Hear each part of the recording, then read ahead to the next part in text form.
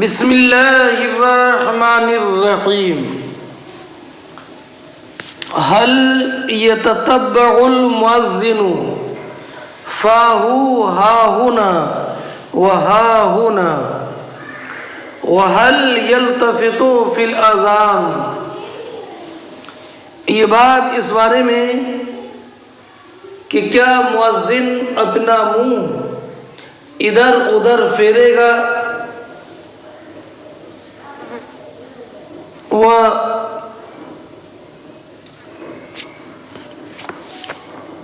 وَهَلْ يَلْتَفِتُ فِي الْأَذَانِ، اور کیا وہ اذان کے دوران ادھر ادھر توجہ کر سکتا ہے.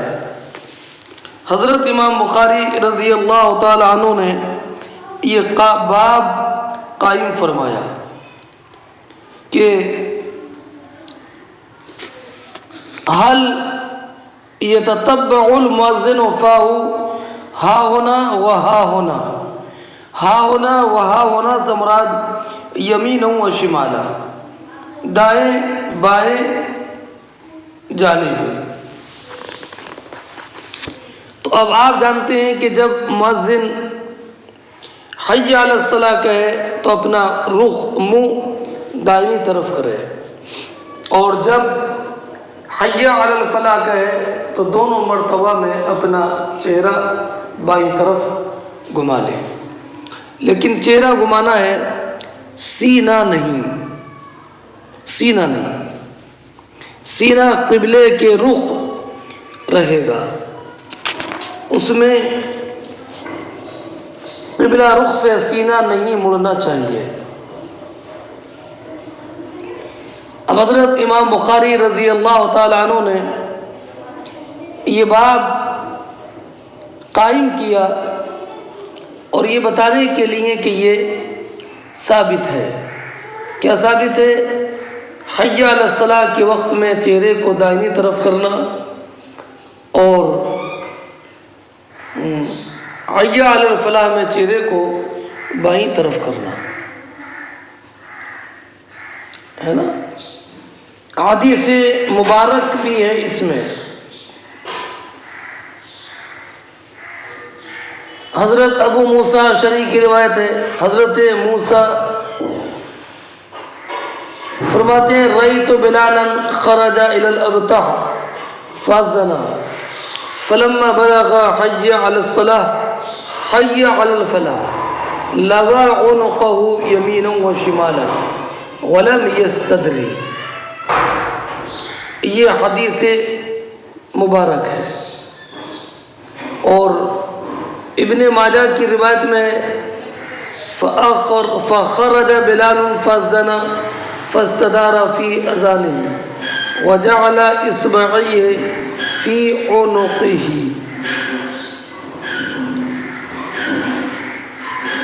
اب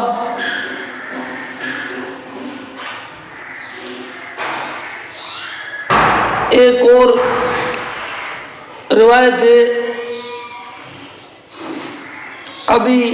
ابو جحیفہ کی کہ یہ بھی مقام ابطح سے متعلق ہے. فقام بلال فاذن وجعل اصبعيه في اذنه وجعل يستدير يمينا وشمالا. ہے نا. مگر یہ بات میں نے آپ کے سامنے تشریح کے ساتھ پیش کر دی کہ صرف اس کی گردن گھومنا چاہیے، سینہ نہیں، اور قدم اپنی جگہ ہی پر رہے. فرماتے ہیں وَيُذْكَرُ عَنْ بِلَالٍ أَنَّهُ جَعَلَ إِصْبَعَيْهِ فِي أُذُنَيْهِ.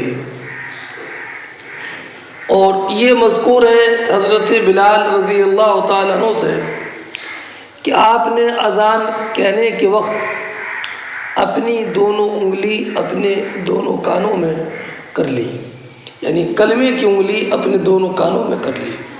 یہاں پر انگلی سے مراد ہے پوروا، کنا رہے انگلی. اور روایت بھی ہے کہ نبی کریم صلی اللہ تعالی علیہ وسلم نے حضرت بلال کو حکم دیا تھا کہ اذا اذنت فاجعل اصبعیک فی اذنیک، جب تم اذان پڑھو تو اپنی انگلیاں اپنے کانوں میں کر لیا کرو، فإنه ارفع لصوتک، اس لیے کہ یہ تمہاری آواز کو بلند کر دے گا، بلند کر دے گا۔ اور ابو محذورہ کے بارے میں ہے کہ جعل اصبعیہ فی اذنیہ، یہ بھی ہے۔ اور اذان کہنے کے وقت میں کان میں انگلی کرنے میں حکمت یہ ہے کہ اس سے آواز مؤذن بلند نکالے گا، چنانچہ حدیث پاک میں سرکار نے فرمایا فإنه ارفع لصوتک، ہاں۔ اور البتہ یہ اقامت میں نہ کرے، اس لیے کہ اقامت میں بلند آواز کرنے کی حاجت نہیں ہے، کیونکہ وہ تو اعلام حاضرین کے لیے ہے۔ وَكَانَ ابن عمر لا يجعل اصبعیہ فی اذنیہ، یہ دوسری تعلیق ہے کہ حضرت عبداللہ ابن عمر رضی اللہ تعالی عنہ اذان کہنے میں اپنی دونوں انگلی اپنے کانوں میں نہیں کرتے تھے۔ تو اب اس کی وجہ یہ ہے کہ نصیر نے روایت کی ہے رأیت ابن عمر یؤذن علی بعیر، کہ میں نے عبداللہ ابن عمر کو اونٹ پر سوار ہوتے ہوئے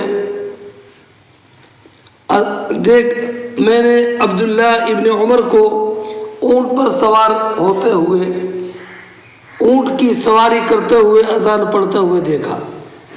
تو سفیان نے کہا کہ رأیتہ یجعل اصابعہ فی اذنیہ، کیا تم نے یہ دیکھا کہ حضرت عبداللہ ابن عمر نے اپنی انگلی کانوں میں کی ہوں؟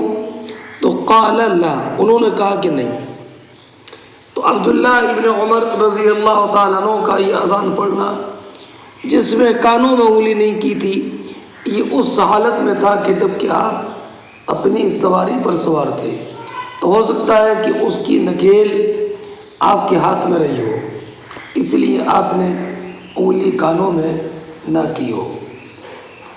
اور پھر حضرت بلال رضی اللہ تعالیٰ عنہ جو مستقل مؤذن رسول ہیں، ان سے تو روایت ہے کہ سرکار نے ان کو حکم دیا کہ اپنی انگلی اپنے کانوں میں کر لیا کرو اذان پڑھتے وقت۔ وقال ابراہیم لا باس ان یؤذن علی غیر وضو، اور حضرت ابراہیم نخعی رضی اللہ تعالیٰ عنہ نے فرمایا کہ اس میں کوئی حرج نہیں ہے کہ مؤذن بغیر وضو کے اذان پڑھے، بغیر وضو کے اذان پڑھے، اس میں کوئی حرج نہیں ہے۔ اور البتہ باوضو اذان پڑھنا یہ مستحب ہے، اس لیے کہ اذان و اقامت ذکر شریف ہے، اس میں طہارت مستحب ہے۔ ہاں اگر بغیر وضو کے اذان پڑھ دی تو یہ جائز ہے۔ ہاں حناف کے نزدیک بغیر وضو کے اقامت پڑھنا مکروہ ہے، اس لیے کہ اگر اقامت بغیر وضو کے پڑھے گا تو اقامت اور نماز کے درمیان فصل لازم آئے گا وضو کرنے سے، اور رہا مکروہ رہا جنوب کا معاملہ، تو ہمارے ہاں یہ ہے کہ اگر جنوب نے اذان پڑھ دی تو اس اذان کا اعادہ کیا جائے، اور اگر اقامت پڑھ دی جنوب نے تو اقامت کا اعادہ نہیں ہے۔ امام صاحب ہدایہ علیہ رحمت و رضوان نے اس کی وجہ ذکر فرمائی ہے کہ اذان کی تکرار مشروع ہے اور تکبیر کی نہیں، اس لیے اگر جنوب نے اذان پڑھ دی تو اس اذان کا اعادہ ہوگا، اقامت پڑھ دی تو اقامت کا اعادہ نہیں ہوگا۔ وقال عطاء الوضوء حق و سنت، اور عطاء ابن ابی رباح نے کہا کہ وضو حق یعنی وضو شرع میں ثابت ہے، و سنت اور وضو شرع میں سنت ہے نا۔ اور یہ سنت سے مراد یہ ہے کہ سنت یہ ہے کہ مؤذن باوضو اذان پڑھے، اور کیوں نہ ہو اس لیے کہ یہ ایک طرح سے نماز سے ملنے والا جز ہے، اور یہ ایک طرح سے فاتحۃ الصلاۃ ہے۔ اور حضرت ابو ہریرہ رضی اللہ تعالی عنہ نے تو روایت کیا ہے کہ نبی کریم صلی اللہ تعالی علیہ وسلم نے فرمایا لا یؤذن الا متوضی، باوضو ہی اذان پڑھے۔ اور ایک روایت میں یہ بھی ہے کہ جو آپ نے ابھی میں نے آپ کے سامنے ذکر کیا ہے، اور حضرت علی ابن عبداللہ ابن عباس رضی اللہ تعالیٰ عنہ انہوں نے بھی فرمایا کہ سنت یہی ہے کہ اذان باوضو پڑھی جائے، لیکن اگر بے وضو اذان پڑھ دی تو یہ اذان ہو جائے گی۔ وقال عائشہ کان النبی صلی اللہ علیہ وسلم یذکر اللہ علی کل احیانہ، حضرت ام المؤمنین عائشہ صدیقہ رضی اللہ تعالی عنہ بیان فرماتی ہیں کہ نبی کریم صلی اللہ تعالی علیہ وسلم ہر وقت اللہ رب العزت کا ذکر کرتے تھے، ہر وقت اللہ رب العزت کا ذکر کرتے تھے۔ اب یہاں پر حضرت عائشہ صدیقہ رضی اللہ تعالیٰ عنہ کی یہ روایت ذکر کرنے کا مقصد، حالانکہ باب تو یہ قائم کیا کہ هل يتتبع المؤذن فاه ها هنا وها هنا وهل يلتفت فی الاذان، تو اس باب کے تحت عائشہ صدیقہ رضی اللہ تعالیٰ عنہ کی یہ روایت کہ سرکار ہر وقت میں وضو کرتے تھے، اس روایت کے ذکر سے اس باب کا تعلق کیا ہے، تو یہ بتانا ہے یہ روایت ذکر کر کے کہ اذان کا نماز کے ساتھ الحاق صحیح نہیں ہے، اس لیے کہ اذان کا حکم نماز کے حکم کے خلاف ہے، اس لیے کہ اذان بھی تو ایک ذکر ہے، اور جب یہ اذان ذکر ہے تو اس میں طہارت کی شرط نہیں ہوگی، جیسے کہ طہارت کی شرط دیگر اذکار میں نہیں ہے، سمجھئے۔ اور اسی کی طرف حضرت عائشہ صدیقہ رضی اللہ تعالیٰ عنہ کی اس حدیث سے اشارہ کیا، اس لیے کہ حضرت عائشہ صدیقہ رضی اللہ تعالیٰ عنہ کا یہ قول یذکر اللہ علی کل احیانہ، علی کل احیانہ، یہ شامل ہے وقت حدث کو بھی، تو اس سے اشارہ اس طرف کیا کہ اذان کی صحت کے لیے وضو شرط نہیں ہے نا، اور یہی امام نخعی کا قول ہے، اور یہی امام اعظم رضی اللہ تعالیٰ عنہ کا قول ہے کہ اگر بلا وضو اذان پڑھ دی تو بے شک بلا شک و شبہ اس کی اذان صحیح ہو جائے گی۔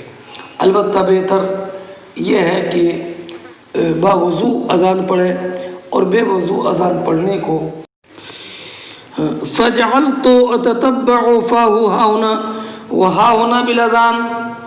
فرماتے ہیں ابو جحیفہ کہ میں نے حضرت بلال رضی اللہ تعالیٰ عنہ کو اذان پڑھتے ہوئے دیکھا اور وہ اذان کے درمیان اپنا منہ ادھر ادھر پھیرا کرتے تھے. ہاں لیکن سینہ نہیں، سینہ تو بالکل قبلہ رخ رہے گا. اگلا باب دیکھیں، باب قول الرجل فاتتنا الصلاۃ.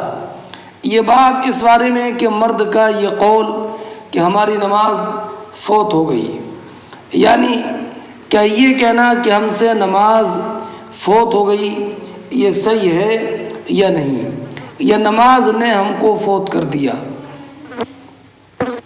وَكَرِهَ ابن سیرین ان یقول فاتتنا الصلاۃ ولیکن لیقل لم ندرک. محمد ابن سیرین رضی اللہ تعالی عنہ اس بات کو مکروہ سمجھتے تھے کہ کوئی انسان یہ کہے کہ فاتتنا الصلاۃ، فاتتنا الصلاۃ، یہ کہنا کوئی انسان یہ کہے کہ ہماری نماز فوت ہو گئی، یہ کہنا مکروہ ہے. ولیکن لیقل لم ندرک، ہاں یہ کہے کہ ہم نماز پا نہ سکے. لم ندرک الصلاۃ کہے، فاتتنا الصلاۃ نہیں. فرماتے ہیں وقول النبی صلی اللہ علیہ وسلم اصح، اور نبی کریم علیہ الصلوۃ والسلام کا قول زیادہ صحیح ہے. زیادہ صحیح سے مراد یہاں پر اس میں تفضیل کا صیغہ نہیں ہے بلکہ مراد توضیح ہے. نبی کریم علیہ الصلوۃ والسلام کا قول صحیح ہے اور نبی کریم علیہ الصلوۃ والسلام کے قول ہی پر عمل کیا جائے. کیا مطلب؟ یہ امام بخاری رضی اللہ تعالی عنہ کی طرف سے محمد ابن سیرین کا رد ہے، اس لیے کہ نبی کریم علیہ الصلوۃ والسلام نے فاتتنا الصلاۃ کے اطلاق کا جواز بتایا ہے اور محمد ابن سیرین نے اسے مکروہ کہا ہے. تو فرماتے ہیں کہ نبی کریم علیہ الصلوۃ والسلام کا قول ہی صحیح ہے. اب اس تعلق سے حدیث پاک حدثنا ابو نعیم قال حدثنا شیبان عن یحییٰ عن عبد اللہ بن ابی قتادہ عن ابیہ قال بینما نحن نصلی مع النبی صلی اللہ علیہ وسلم اذ سمع جلبۃ الرجال فلما صلى قال ما شانكم قالوا استعجلنا الى الصلاة قال فلا تفعلوا اذا اتيتم الصلاة فعليكم بالسكينة فما ادركتم فصلوا وما فاتكم فاتموا. حضرت ابو قتادہ رضی اللہ تعالی عنہ بیان فرماتے ہیں کہ ہم ایک مرتبہ نبی کریم صلی اللہ تعالی علیہ وسلم کی اقتداء میں نماز پڑھ رہے تھے. اسی دوران آپ نے کچھ آدمیوں کے تیز چلنے کی آواز سنی. اذ سمع جلبۃ الرجال، کچھ آدمیوں کے تیز چلنے کی آواز سنی. جب آپ نے نماز مکمل کر لی تو آپ نے فرمایا ما شانکم، تمہارا کیا معاملہ تھا؟ تو لوگوں نے عرض کی استعجلنا الی الصلاۃ، ہم جلدی آ کر نماز میں شریک ہونا چاہتے تھے. تو نبی کریم صلی اللہ تعالی علیہ وسلم نے ارشاد فرمایا فلا تفعلوا، ایسا نہ کیا کرو. اذا اتیتم الصلاۃ، جب تم نماز کے لیے آؤ، فعلیکم بالسکینہ، تو اطمینان سے آؤ. فما ادرکتم فصلوا، تو جتنی نماز تم کو امام کی اقتداء میں ملی وہ اسے ادا کر لو. وما فاتکم فاتموا، اور جو پہلے گزر چکی ہے اسے بعد میں مکمل کر لو. یہ حدیث مبارک ہے. اب آپ اس حدیث کے پہلے چند الفاظ کی تشریح سن لیں. جلبہ، جلبہ کی معنی آواز. اب یہ آواز وہ آواز جو جلدی چلنے سے پیدا ہو یا کسی انسان کے بولنے سے پیدا ہو، اسے بولتے ہیں جلبہ، ہے نا. ما شانکم ای ما حالکم حیث وقع منکم الجلبہ، تمہارا کیا حال ہے کہ تم سے یہ چلنے کی تیزی کی آواز میں نے سنی. تو نبی کریم علیہ الصلوۃ والسلام نے فرمایا لا تفعلوا. لا تفعلوا کا معنی لا تستعجلوا، اور لا تفعلوا فرمایا لا تستعجلوا نہیں. اس فعل سے نہیں میں مبالغہ کرنے کے لیے کہ تم سے یہ فعل استعجال بالکل نہ ہو. فعلیکم السکینہ، فعلیکم السکینۃ، یعنی یہ علیکم السکینہ، یہ علی کا اسم تفضیل، اسم اسماء افعال میں سے اسی میں سے مانا جائے. فعلیکم ای الزموا السکینۃ، اور یہ فعلیکم السکینۃ تو سکینۃ مبتدا مؤخر اور علیکم خبر مقدم. فما ادرکتم، تو جو نماز تم کو امام کی اقتداء میں مل جائے تو اسے پڑھ لو، اور جو تمہاری نماز چھوٹ جائے اس کو تم مکمل کر لو. اب اس حدیث سے جو استفادہ ہوتا ہے وہ یہ ہے کہ مقتدی نے امام کے ساتھ جو نماز پڑھی، یہ امام کے ساتھ جو نماز پڑھی ہے یہ امام کی اول، یہ مقتدی کی اول صلاۃ ہے، یہ آخر صلاۃ ہے. مثلا ظہر کی نماز کی جماعت ہو رہی تھی، 2 رکعت ہونے کے بعد تیسری رکعت میں یہ شامل ہوا. اب امام کی اقتداء میں اس نے 2 رکعت نماز پڑھ لی. تو اب اس میں علماء کا اختلاف ہے کہ جو امام کی اقتداء میں 2 رکعت نماز پڑھی ہے، یہ نماز اول کی ہے کہ آخر کی؟ یعنی امام کی اقتداء میں جو 2 رکعت ملی، اس کو کیا ظہر کی پہلی 2 رکعت مانا جائے گا یا ظہر کی بعد والی 2 رکعت؟ ہے نا. تو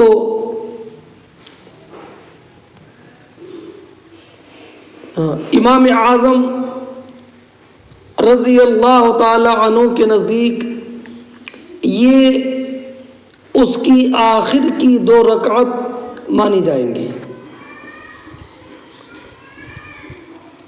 اور یہ قول امام سفیان کا بھی ہے، امام مجاہد کا بھی ہے،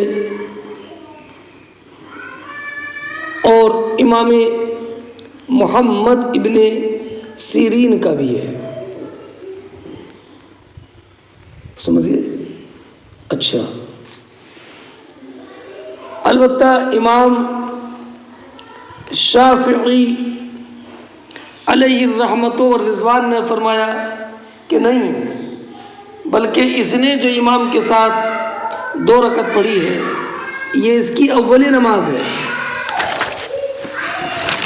اور بعد میں جو ادا کرے گا وہ اس کی آخر کی 2 رکعتیں ہوں گی. یہ قول امام شافعی، امام اسحاق، امام اوزاعی کا ہے. ان کی دلیل یہ ہے کہ سرکار نے فرمایا وما فاتکم فاتموا، تم سے جو فوت ہو جائے اس نماز کو مکمل کر لو. فاتموا اور اتمام کا لفظ یہ واقع ہوتا ہے اس شے پر جو پہلے بقیہ ہو چکا تھا اور جو باقی رہ گیا تھا اس باقی کے لیے لفظ اتمام بولا جاتا ہے۔ تو سرکار نے فرمایا فاتمو، تو اسے مکمل کرو۔ تو مکمل کرنے کا مطلب یہ ہوا کہ اس نے امام کے پیچھے جو نماز پڑھی تھی یہ اس کی اول رکعت تھی، آخری رکعت نہیں تھی، اور امام اعظم کے نزدیک یہ اس کی آخری رکعت ہوں گی۔ اور امام اعظم رضی اللہ تعالی عنہ نے فرمایا کہ یہ اس کی نماز کی آخری کی رکعتیں مانی جائیں گی، اور یہی مروی عبداللہ بن مسعود سے، عبداللہ بن عمر سے، ابراہیم نخعی سے، امام شافعی سے، ابو قلابہ سے۔ اس امام اعظم رضی اللہ تعالیٰ عنہ اور ان کے ساتھ دیگر علماء کی دلیل یہ ہے کہ ایک روایت میں وما فاتکم فقضوا، کہ جو فوت ہو گیا اس کی قضا کر لو۔ کیا؟ جو فوت ہو گیا اس کی قضا کر لو۔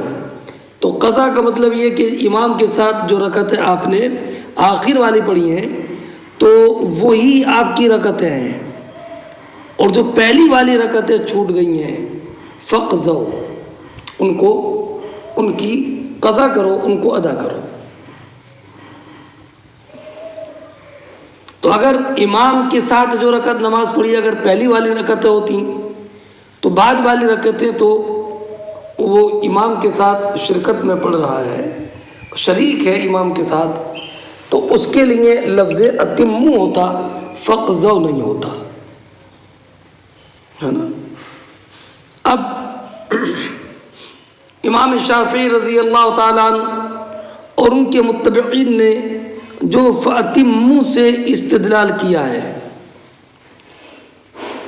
ہے نا، تو اس استدلال کا جواب یہ ہے کہ فاتمو یہ اس بات پر محمول ہے کہ جس نے اپنی پہلی والی رکعتوں کو جو چھوٹ گئی تھی جب ان کو ادا کر لیا فقط اتما، تو اس نے نماز کو مکمل کر لیا، اس لیے کہ نماز پہلی والی رکعتوں کے چھوٹنے کی بنیاد پر ناقص تھی، اور اب پہلی والی رکعتوں کے پڑھنے کی وجہ سے اب اس کی نماز تام ہو جائے گی۔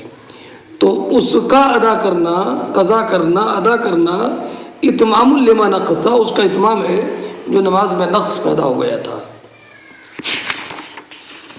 بات سمجھ گئے؟ اچھا، اب اس حدیث سے ایک بات یہ معلوم ہوئی کہ نماز کی طرف اطمینان و سکون کے ساتھ آنا چاہیے، چاہے تکبیر تحریمہ کے فوت ہونے کا اندیشہ ہی کیوں نہ ہو۔ اور اس سے یہ بھی معلوم ہوا کہ فاتتنا الصلاۃ کہنا یہ جائز ہے، اس لیے کہ نبی کریم صلی اللہ تعالی علیہ وسلم نے ارشاد فرمایا وما فاتکم، وما فاتکم، تو یہاں پر فوت کے لفظ کا اطلاق ہے۔ اس سے معلوم ہوا کہ فاتتنا الصلاۃ کہنا یہ جائز ہے، اور یہی امام بخاری رضی اللہ تعالیٰ عنہ کا مقصود ہے۔ باب لا يسعى الى الصلاۃ ولیات بالسکینۃ والوقار، یہ بات اس بارے میں کہ نماز کے لیے دوڑ کر آنا نہیں ہے، ولیات بالسکینۃ والوقار، بلکہ وقار، اطمینان اور سکون کے ساتھ آئے۔ وقال، اور نبی کریم صلی اللہ تعالی علیہ وسلم نے ارشاد فرمایا ما ادرکتم فصلوا وما فاتکم فاتموا، کہ تمہیں جو نماز امام کی اقتدا میں مل جائے اسے پڑھ لو، وما فاتکم فاتموا، اور جو نماز تمہاری امام کے ساتھ فوت ہو جائے فاتمو، اس نماز کو مکمل کر لو. ہاں، اب حدیث مبارک.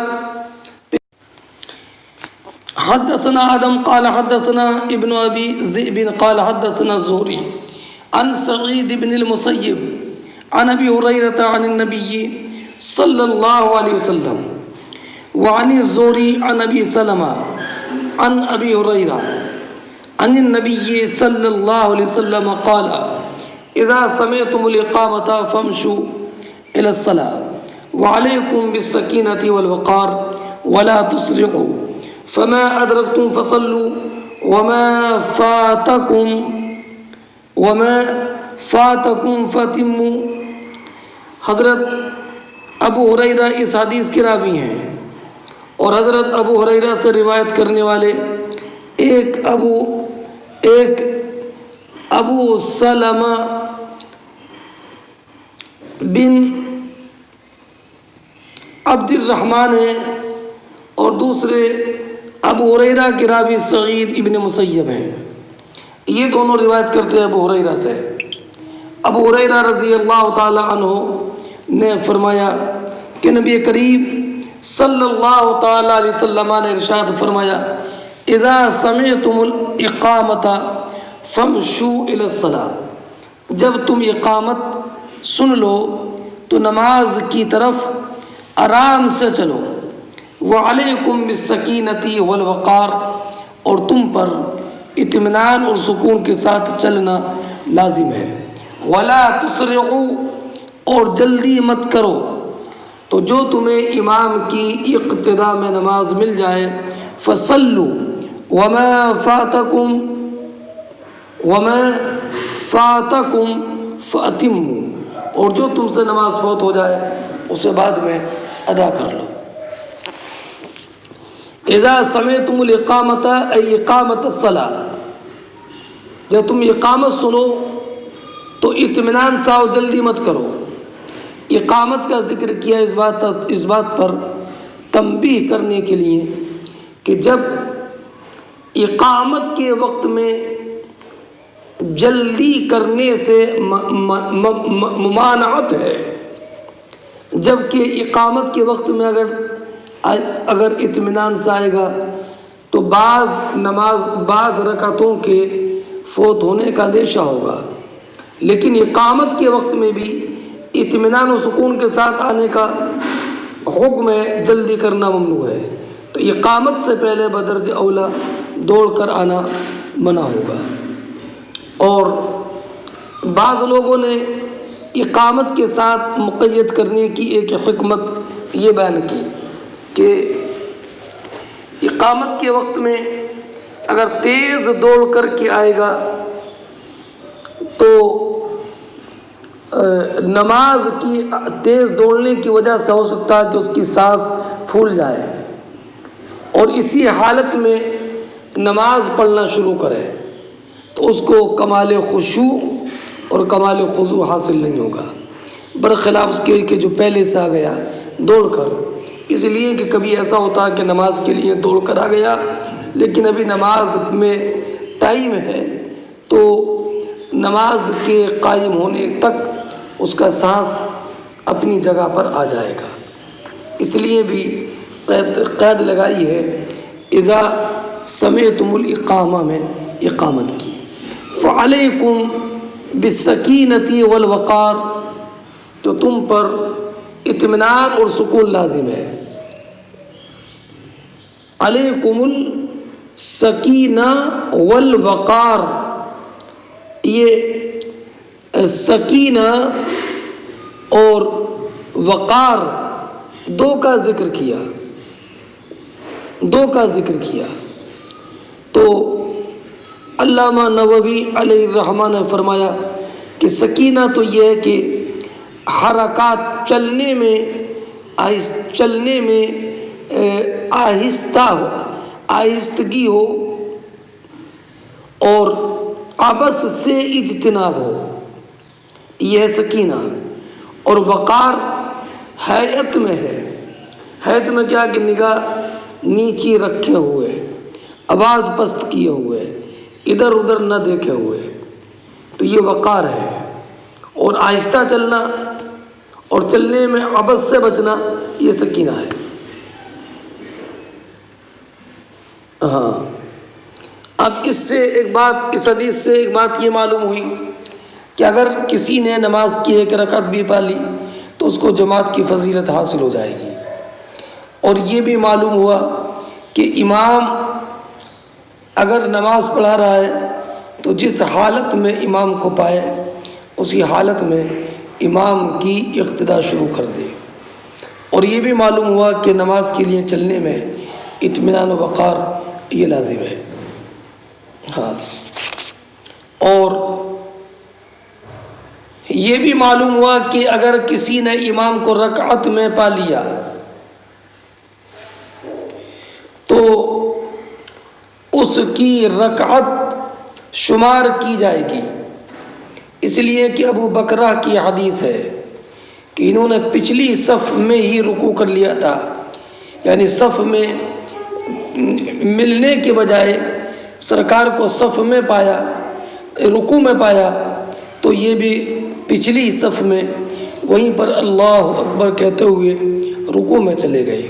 تو سرکار نے فرمایا زادک اللہ حرصا، اللہ تمہاری اس حرص کو اور بڑھائے، لیکن ولا تعد ہے نا، یا ولا تعد، بعد میں ایسا ولا تعد اور بعد میں ایسا مت کرنا۔ لیکن سرکار نے اس رکعت کے اعادہ کا حکم نہ دیا۔ چلیے اگلا باب دیکھیں، باب متى يقوم الناس اذا رأوا الامام عند الاقامہ۔ یہ بات اس بارے میں کہ جب لوگ امام کو اقامت صلاۃ کے وقت میں دیکھیں تو کب کھڑے ہوں۔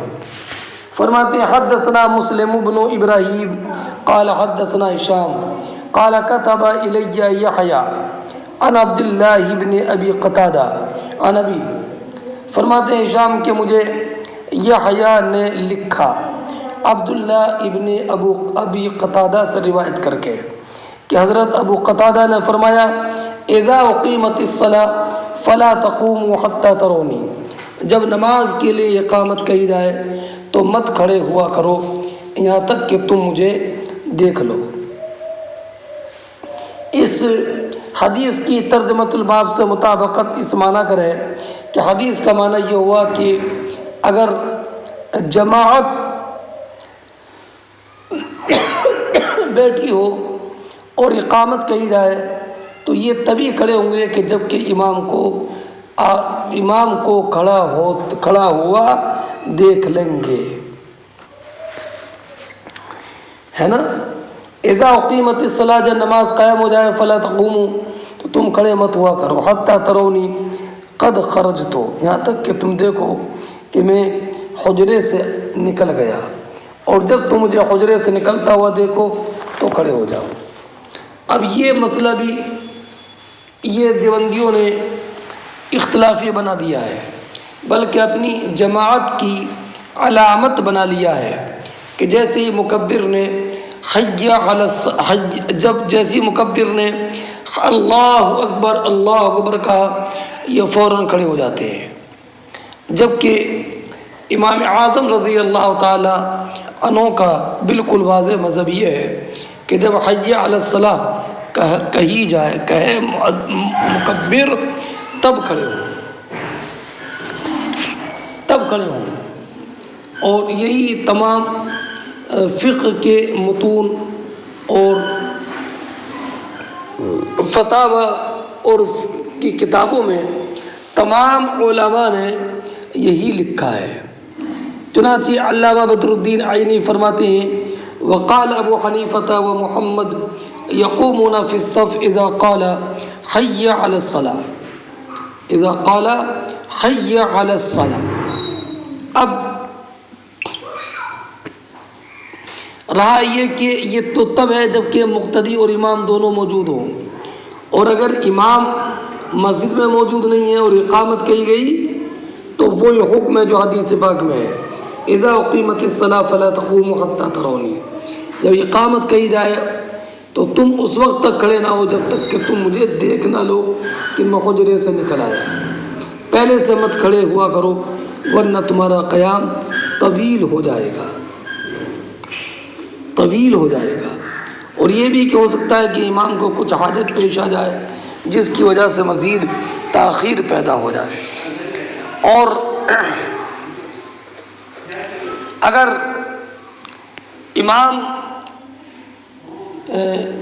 مثلا پوربی دروازے سے آئے تو جس جماعت کے ساتھ جس جماعت سے امام گزرتا رہے اس جماعت کے لوگ کھڑے ہوتے رہے، اور اگر پچھمی دروازے سے آیا سارے مقتدیوں کے سامنے سے تو امام کو دیکھتے ہی سب لوگ کھڑے ہو جائیں، اور اگر امام خود مکبر ہے تو مکمل تکبیر ہونے کے بعد میں کھڑے ہوں۔ اس تعلق سے ہم نے ایک رسالہ بھی ترتیب دیا تھا جو چھپا ہے، اور بہت پہلے اس کی اشاعت ہوئی تھی۔ اس کی ہم نے کئی صورتیں اپنے فقہاء کی کتابوں کے حوالے سے بیان کی تھی۔ ہاں، اب رائے یہ کہ ایک حدیث پاک میں جو حدیث پاک ابو ہریرہ کی ہے اور امام مسلم نے اس کو روایت کیا ہے، اقیمت الصلاۃ فقمنا فعدلنا الصفوف قبل ان یخرج الینا رسول اللہ، کہ نماز کی اقامت ہو گئی اور ہم کھڑے ہو گئے اور ہم نے صفوں کو سیدھا کر لیا۔ نبی کریم صلی اللہ تعالی علیہ وسلم کے نکلنے سے پہلے، مسجد میں آنے سے پہلے۔ اور ایک روایت یہ ہے کہ فَإِذَا خَرَجَ الْإِمَامُ أَقَامَ الصَّلَاةَ حِينَ رَآهُ، کہ حضرت بلال اقامت نہیں کہتے تھے جب تک کہ نبی کریم آنا جاتے، اور جب نبی کریم آ جاتے تو اقامت کہتے جب حضور کو دیکھ لیتے۔ تو یہ مختلف قسم کی حدیث ہے۔ اس سے معلوم ہوتا ہے کہ حضرت بلال اذان اس وقت بالتکبیر کہہ دیتے تھے حضور کے دیکھنے سے پہلے۔ اور یہاں پر یہ کہ تکبیر اس وقت کہتے تھے کہ جب کہ سرکار کو دیکھ لیا کرتے تھے۔ تو اللہ معینی فرماتے ہیں کہ ان میں تطبیق کی صورت یہ ہے کہ بلال نبی کریم علیہ الصلوۃ والسلام کے نکلنے کے انتظار میں رہتے تھے اور آپ کی نظر ادھر ہی لگی رہتی تھی، تو یہ دیکھ لیتے تھے اور ان کے علاوہ کوئی دوسرے کے کسی کی نظر حضور پر نہیں پڑتی تھی۔ تو جیسی نظر پڑتی ان کی اول نظر یہ اقامت کہنا شروع کر دیتے، اور لوگ تب کھڑے ہوتے جب کہ وہ سب حضور کو دیکھ لیتے۔ ہاں، اور یہ جو ابھی آپ نے پڑھا کہ لوگ، ایک روایت میں یہ بھی ہے کہ لوگ نبی کریم علیہ الصلوۃ والسلام کے کھڑے ہونے سے پہلے اپنی صفیں لگا لیا کرتے تھے، صفیں لگا لیا کرتے تھے۔ تو اس کا جواب یہ کہ سرکار کے آنے سے پہلے صحابہ کرام صفیں لگا لیا کرتے تھے، اسی لیے سرکار نے فرمایا فلا تقوموا حتی ترونی، تو یہ اس کے بعد ہوا، سمجھ گئے۔ اور ایک جواب یہ بھی ہے کہ ہو سکتا ہے کہ وہ ایک دو مرتبہ بیان جواز یا کسی عذر کی وجہ سے ایسا کیا ہو۔ بہرحال فقہ حنفی میں یہ مسئلہ بہت تفصیل کے ساتھ تمام فقہاء نے متون و شروح، حواشی اور فتاوی میں ذکر کیا ہے کہ اگر امام اور مقتدی دونوں مسجد میں ہوں اور مکبر امام و مقتدی اور مؤذن یہ سب موجود ہوں اور مکبر امام کے علاوہ کوئی دوسرا شخص ہو تو امام اور قوم اسی وقت کھڑے ہوں جب کہ مکبر حی علی الصلاۃ یا ایک روایت میں حی علی الفلاح کہے۔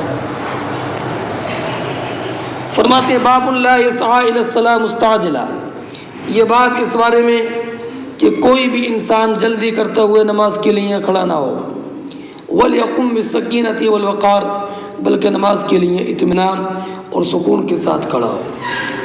حدثنا ابو نعیم قال حدثنا شیبان عن یحییٰ عن عبد اللہ بن ابی قتادہ نبی قال قال رسول اللہ صلی اللہ علیہ وسلم اذا اقیمت الصلاة فلا تقوموا حتى ترونی وعلیکم بالسکینہ۔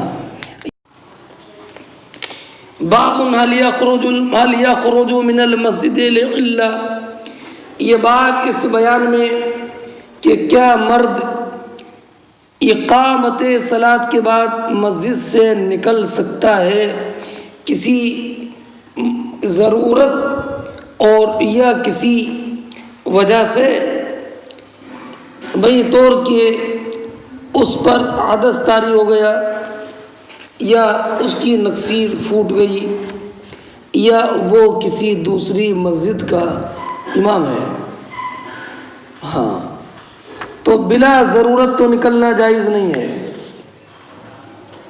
اس لیے کہ حضرت ابو ہریرہ رضی اللہ تعالیٰ عنہ نے ایک صاحب کو مؤذن کے اذان کے بعد مسجد سے نکلتا ہوئے دیکھا عصر میں، تو فرمایا اما ھذا فقد عصى ابا القاسم، اس کی روایت امام مسلم نے کی ہے۔ ہاں اگر ضرورت ہو تو نکل سکتا ہے نا۔ ایک حدیث میں کہ جس کی طبرانی نے روایت کی ہے کہ لا يسمع النداء في مسجدی ثم يخرج منه الا لحاجة ثم لا يرجع اليه الا منافق۔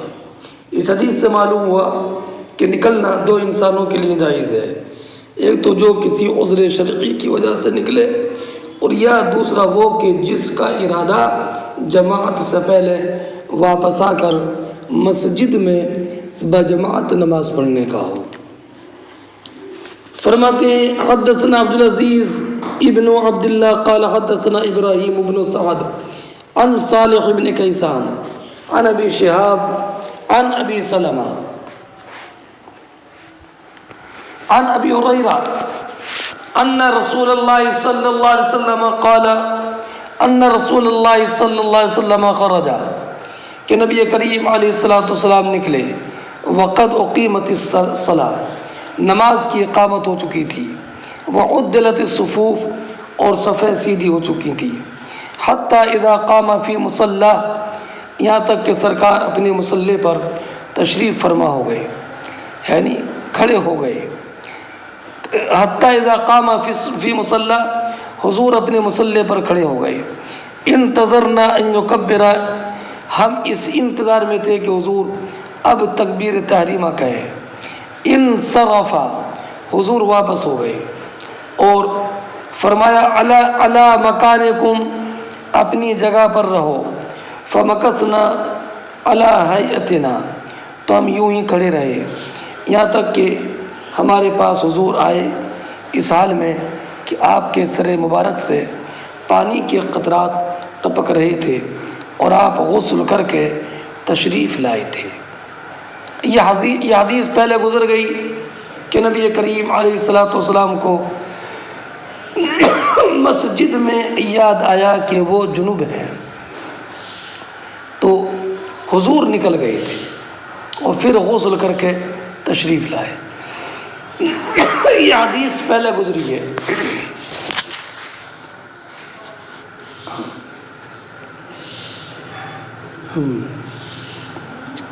اب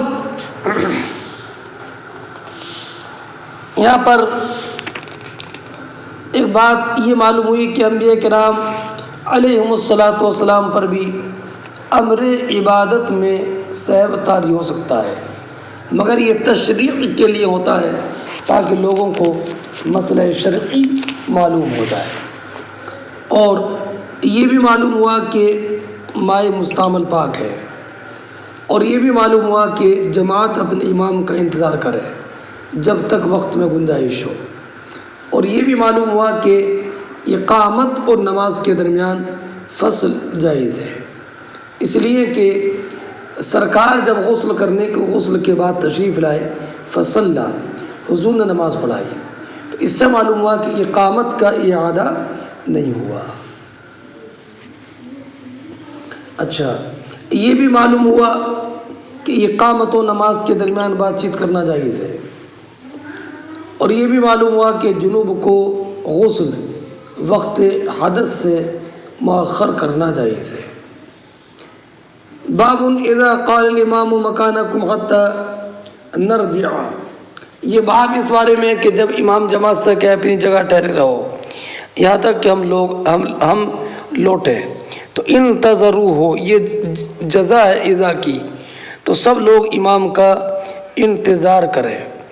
فرماتے حدثنا اسحاق قال حدثنا محمد بن یوسف قال حدثنا الاوزاعی عن الزہری عن ابی سلمہ عن ابی سلمۃ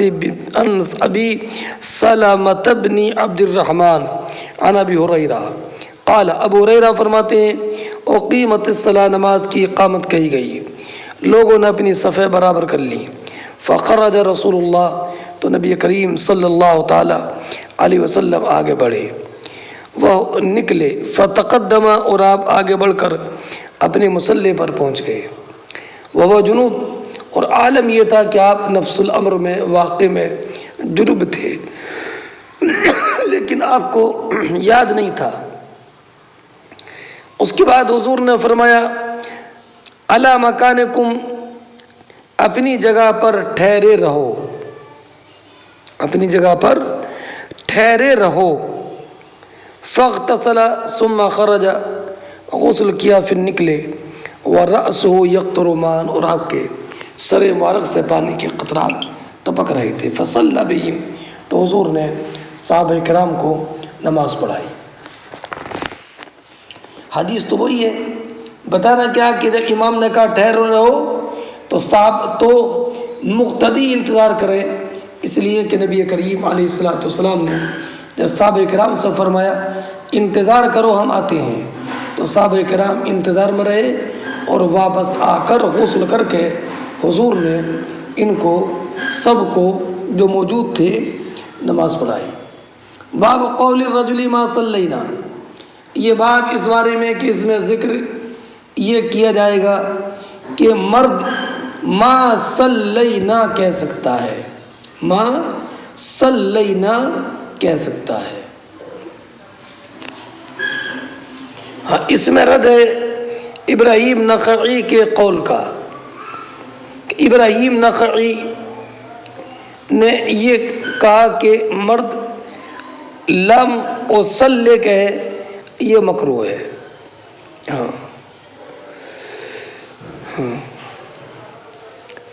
چلیے، لیکن علامہ عینی فرماتے ہیں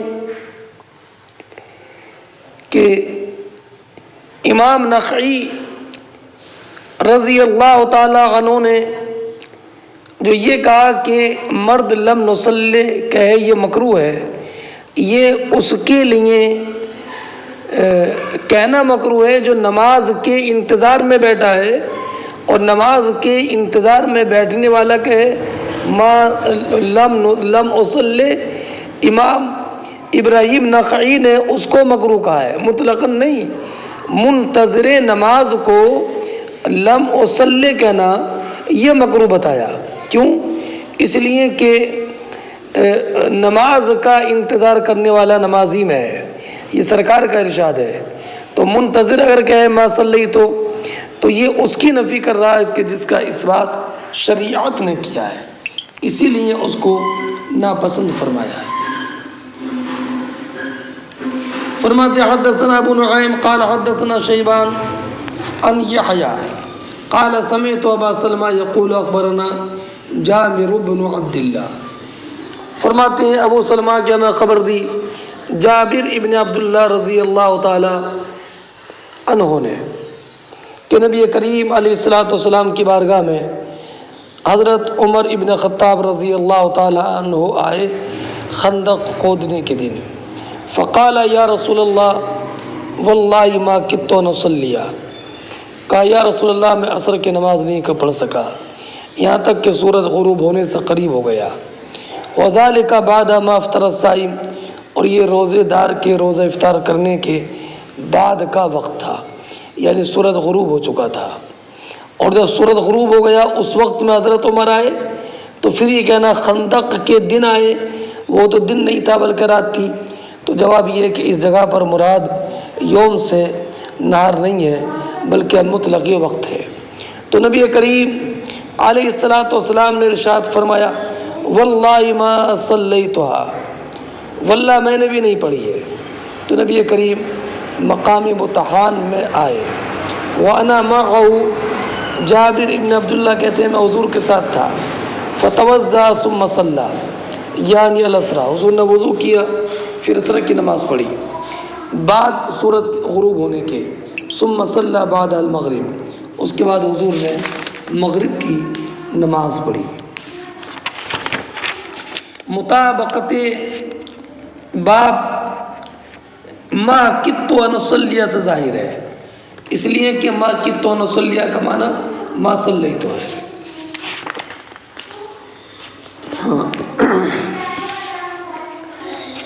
اگلا باب دیکھیں،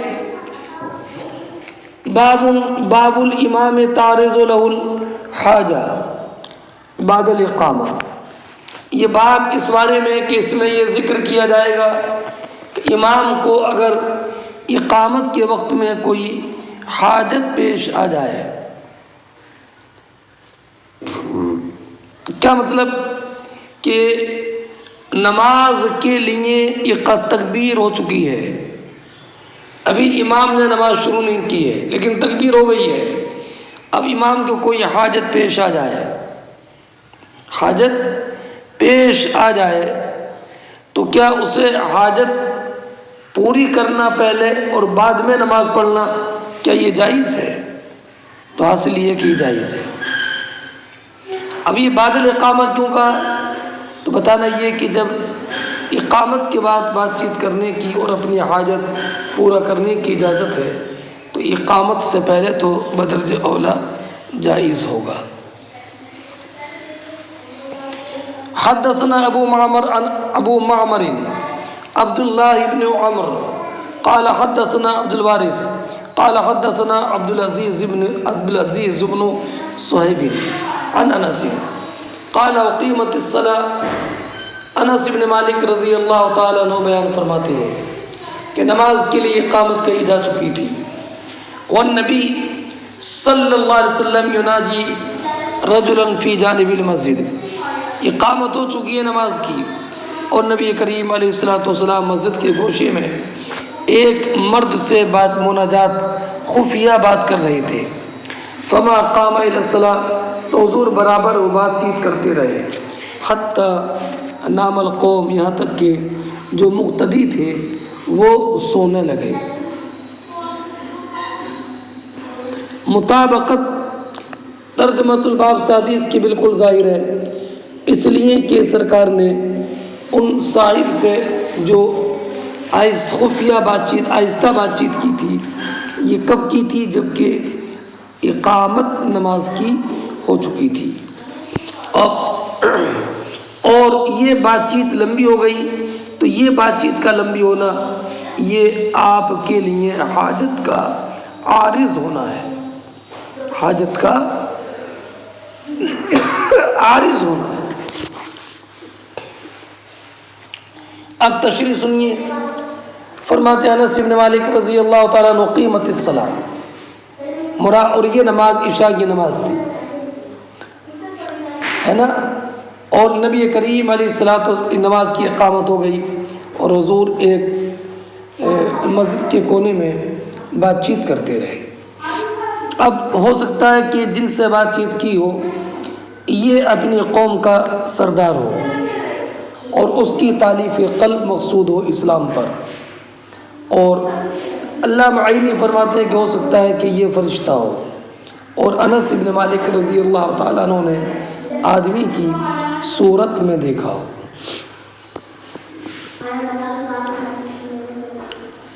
ہے نا، اور یہ بات بہت لمبی ہو گئی، یہاں تک کہ جو ہے وہ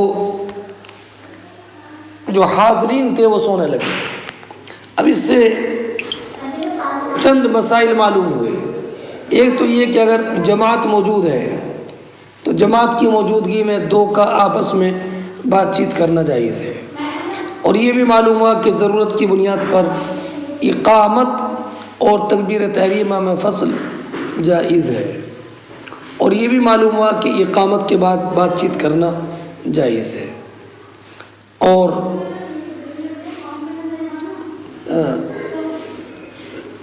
البتہ اقامت اور تکبیر تحریمہ کے درمیان بلا ضرورت بات چیت کرنا یہ مکروہ ہے، لیکن اگر کوئی دین کی بات ہے تو یہ مکروہ نہیں ہے۔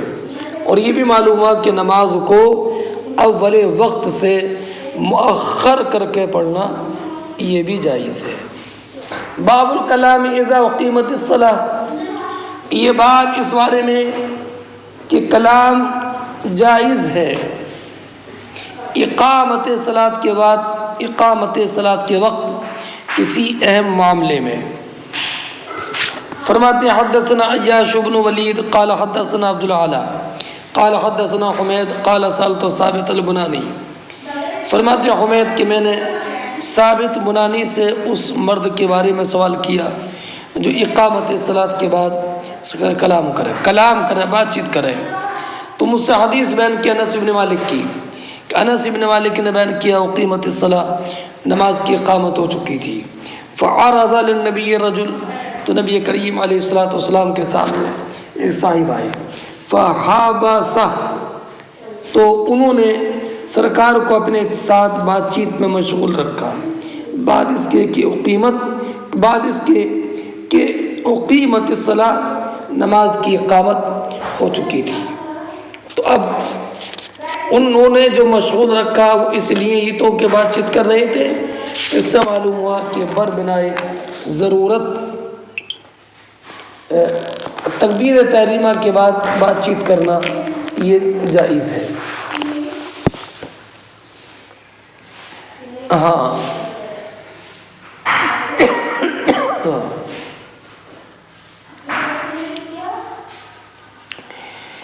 اب یہ جو ہے نا فحابسہ، تو فحابسہ کا معنی نماز میں داخل ہونے سے حضور کو روک دیا۔ ہاں اب اس سے ایک بات یہ معلوم ہوئی کہ اقامت سے نماز کا اتصال یہ مستحبات سے ہے، یہ لازم نہیں ہے کہ اقامت اور نماز کے آغاز کے درمیان فصل کرنا یہ کوئی ناجائز اور سخت